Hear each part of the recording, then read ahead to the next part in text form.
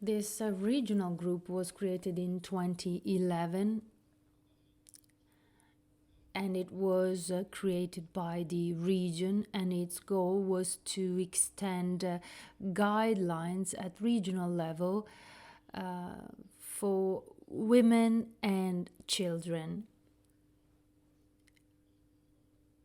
A sub work group was created, and it was devoted to child protection.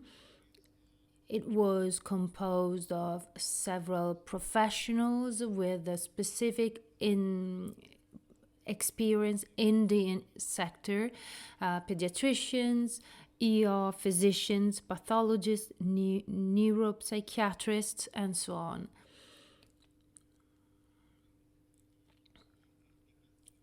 I will later explain this work, but it led to the creation of regional guidelines that were adopted by the region in 2013.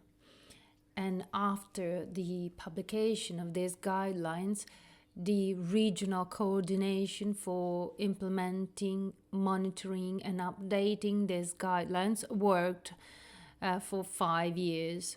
Why the Emilia-Romagna region wanted to create a work group to conceive guidelines for a set of reasons.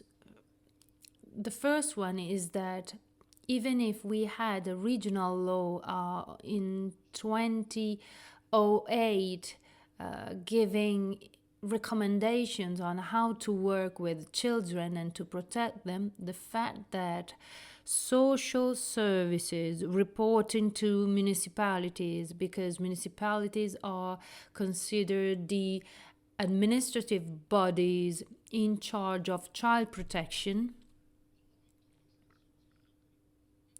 So since there's social services report to municipalities, and municipalities were organized in a very fragmented way. So, for example, in Emilia-Romagna, we had 59 social services with different management forms, 9 forms of management, and 7 IT systems, plus local health units, 1 per province, plus the universities, plus Reggio Emilia. So this gives you an idea of the problem we had in applying in a consistent way the guidelines that were already published.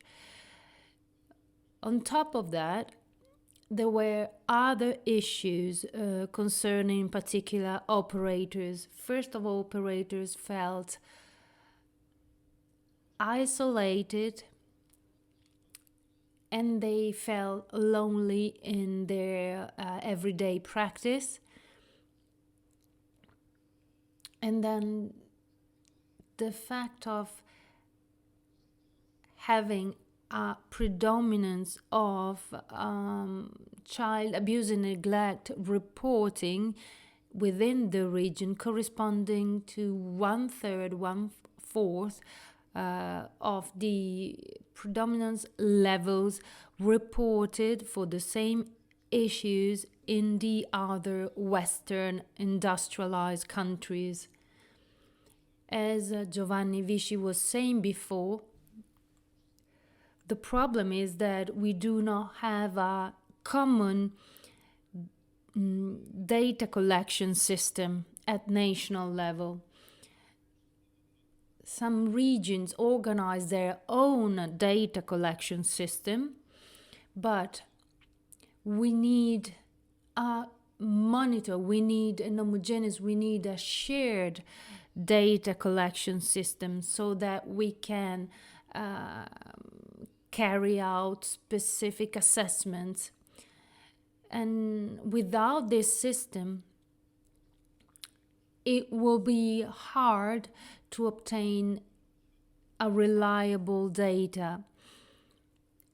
And why is that? Because when institutions implement prevention policies, primary and secondary prevention policies. So in early detect the abuse. So to see the results of these policies, if you do not have an observatory of reliable data, you cannot assess the effect of such policies. And so you keep on working in an empirical way.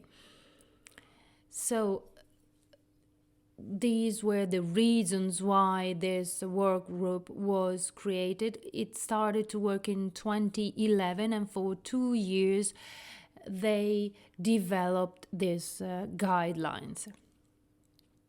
The objectives of such guidelines, in compliance with the regional law of 2008, was to create a system, a collection of best practices in the integrated management of the child being victim of abuse and neglect, to implement behaviors and organizational groups in order to enhance the integration of activities among professionals, services, and institutions.